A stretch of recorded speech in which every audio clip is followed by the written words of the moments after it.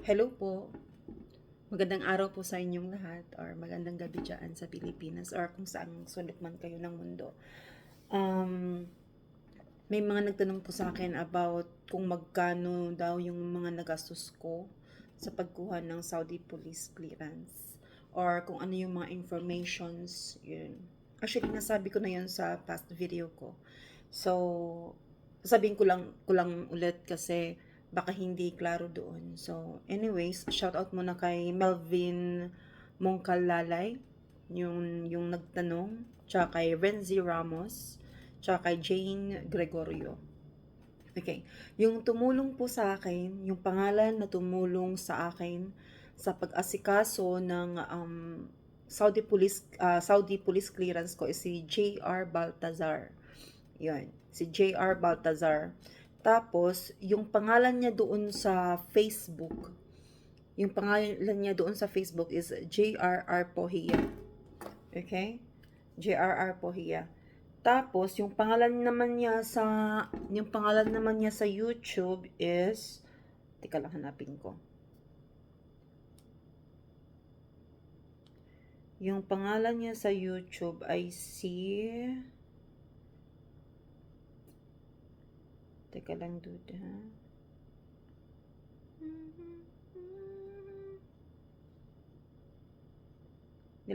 Kasi yung link ng YouTube channel niya nilagay ko sa description box ko. Pero ilalagay ko lang ulit doon. Yun para mabilis ninyong mahanap. So yung pangalan niya sa YouTube is COJ Ginto.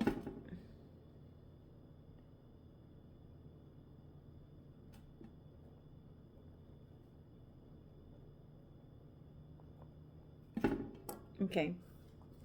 Again, yung tumulong po sa akin, isang tao lang to po. Yung tumulong sa akin, yung YouTube channel niya, makikita nyo sa description box ko. Si OJ Ginto. Pindutin nyo lang yung YouTube channel na nandoon, si OJ Ginto. Tsaka, yung pangalan niya sa Facebook, si JR Arpohia. Yun, ibibigay ko yung i-screenshot ko yung profile niya dito. Ilalagay ko dito yung Facebook niya. Tsaka yung tunay na pangalan niya is si J.R. Baltazar. Baka magtanong kayo, oh, bakit pa iba-iba siya ng pangalan? Actually, isa lang yun. Yun. Malaman niyo naman yun, pero don't worry, legit po yung taong to. Kasi, yun din po yung una, syempre hindi ko kilala yung tao. Syempre kinakabahan ako. Pero so far, okay siya. God is good, okay po siya. And then, nagtatanong po, yung mga tanong na kung magkano daw yung nagastos ko sa pagkuha ng Saudi Police Clearance, kung magkano yung siningil niya sa akin. Okay. Yung siningil niya sa akin is including na yun sa shipping fee. Yun. Pero yung problema is hindi ko masasabi sa inyo kung magkano kasi baka mag-iba na yung presyo niya. Baka bumaba or tumaas o hindi ko alam kung ano yung magiging adjustment niya. Kasi nga may mga nagbago na nga. Mas madali na yung pagkuha ngayon para sa atin na wala tayong access sa Saudi Arabia. So, since siya na yung kukuha. So, that means mas maraming tao na siguro yung kailangan niya doon na tumulong sa kanya or something. Hindi ko lang alam. But anyways, yung binayaran ko is kano ba? Teka lang ha. I-convert ko lang. Basta hindi siya bababa ng 2,000 SR. Hindi siya tataas ng 2,000 SR.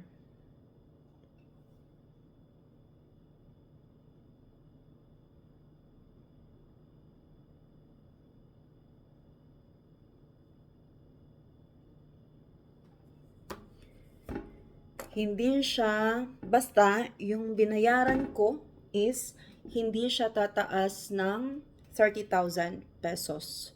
Yun. Pero, don't worry guys. Legit to. Tsaka hindi lang ako yung unang nagpagawa sa kanya. Hindi ko lang sure sa panibago ngayon na kung ako ba talaga, pero feeling ko hindi lang ako din yung unang nagpagawa sa kanya sa makabagong proseso ng pagkuha ng Saudi Police Clearance. Kasi, base sa mga na-research ko about sa kanya, yung dating paraan ng pagkuha ng Saudi Police Clearance, marami na nagpapatulong sa kanya. Yung kailangan mo pang kumuha ng mga ng dried seal, ano ba yun? Yung yung fingerprint na pupunta ka pa sa Camp Crame, yung sun-dry fingerprint, hindi na kailangan yun. Noon kasi, dapat kukuha ka pa, tapos papa-apostille mo pa siya. Tapos, noon kumuha tayo noon nagpapakuha ng SPA with Kana sa Pilipinas. Yun yung isa sa mga requirement din. Pero ngayon hindi na. Kailangan na lang na ibigay mo kay JR, kay Sir JR Baltazar or JR Arpohia is picturean nyo na lang yung passport nyo, yung bagong passport nyo, kung may bago kayong passport. Kung dati pa rin yung passport mo, wala kang nirenew, yun yung gamitin mo. Pero kung nag-renew ka na ng passport, yun yung gamitin mo kasi makikita yung data doon sa Saudi anyway. So, kung ano yung latest na passport nyo, yun na yung picturean ninyo. Tsaka, yung ikama ninyo, picturean nyo din. Tsaka, entry visa copy. Yun, kailangan yun. Picturean nyo din yung entry visa copy. Tsaka, gumawa kayo ng authorization letter. Yung authorization letter, magsasend sa'yo si JR ng